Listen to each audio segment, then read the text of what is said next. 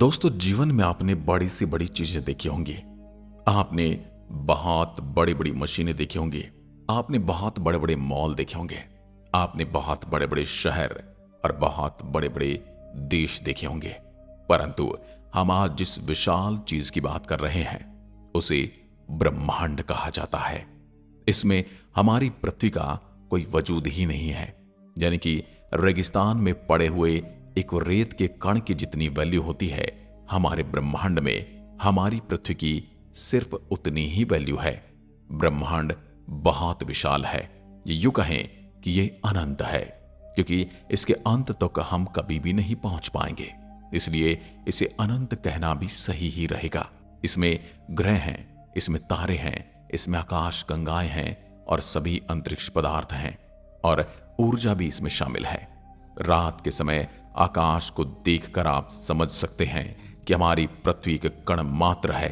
सूर्य के अंदर 1.3 मिलियन से ज्यादा पृथ्वी समा सकती हैं, और सूर्य हमारे सौरमंडल का एक मात्र तारा है।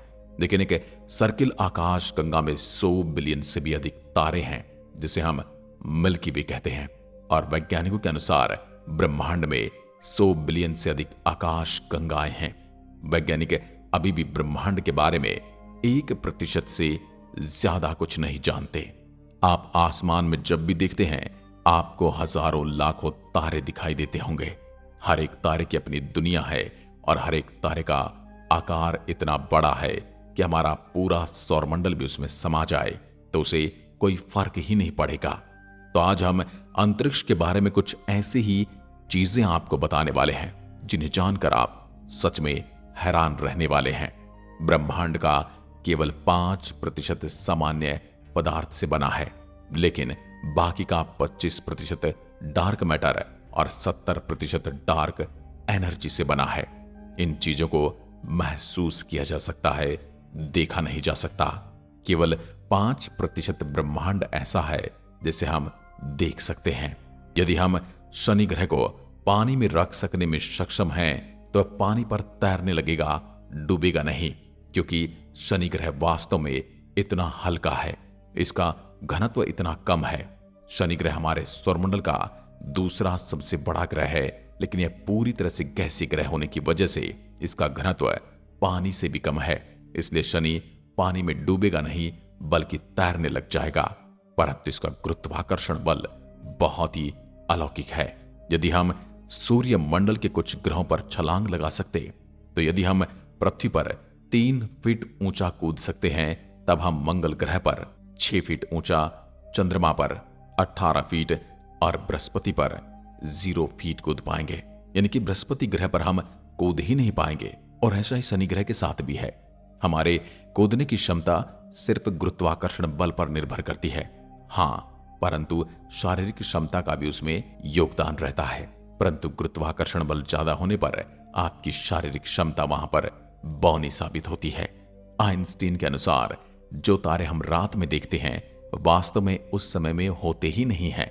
जहां हम उन्हें देखते हैं, हम उन्हें लाखों हजारों वर्ष पहले की स्थिति में छोड़े गए प्रकाश को देखते हैं, जो कई प्रकाश वर्ष दूर से आता है।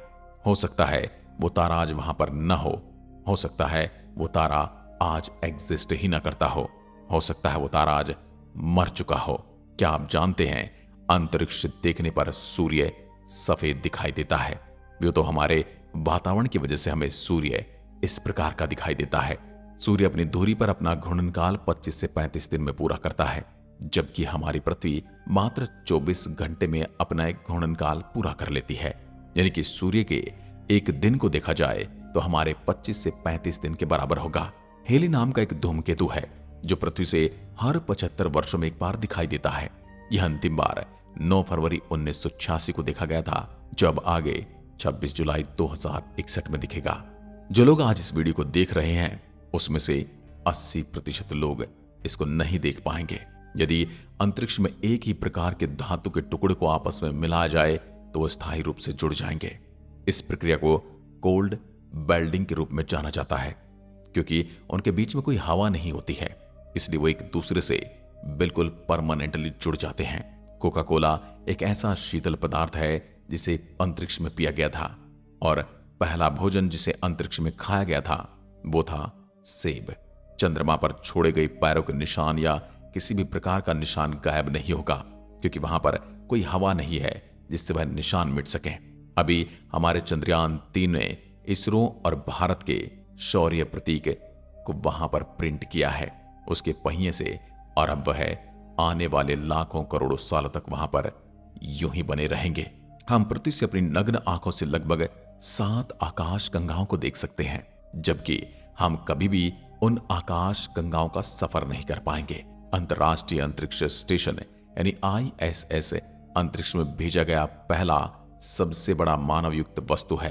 यह अंतरिक्ष में भेजी गई सबसे महंगी वस्तु भी है, और यहां पर इंसान ने अंतरिक्ष के अनेक रहस्यों की खोज भी की है।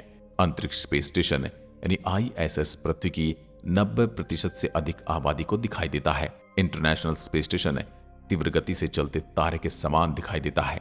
जब भी कभी आप अपनी छत पर या बाहर आंगन में बैठे हों तो आपको कोई तारे के समान चलती हुई चीज दिखाई दे, तो समझ जाना कि ये इंटरनेशनल स्पेस स्टेशन जा रहा है।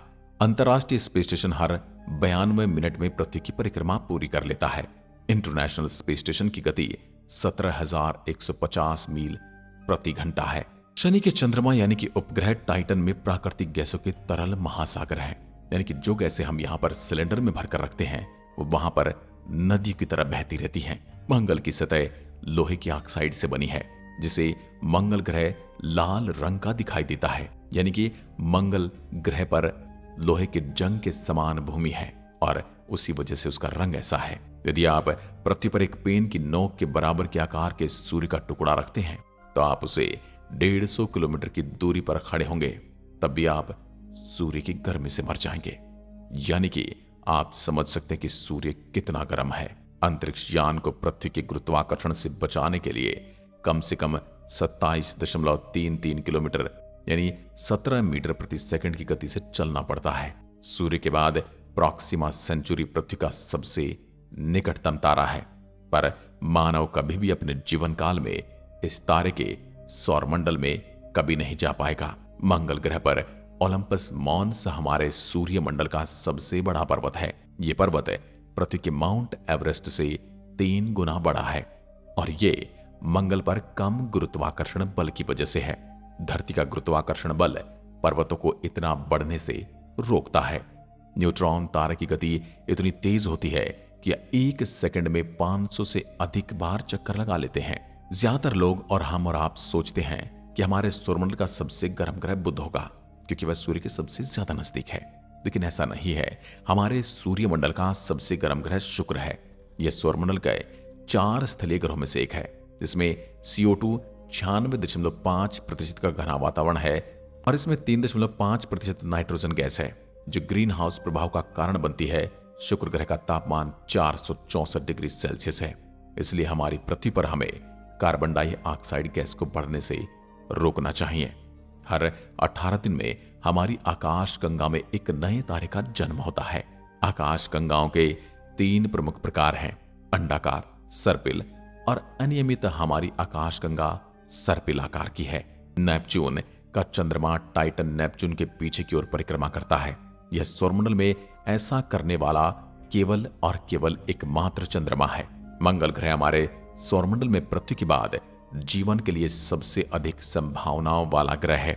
हम कोशिश तो चांद पर भी बसने की कर रहे हैं, पर आज तक के पैरामीटर के हिसाब से मंगल अभी तक सबसे उपयुक्त ग्रह है।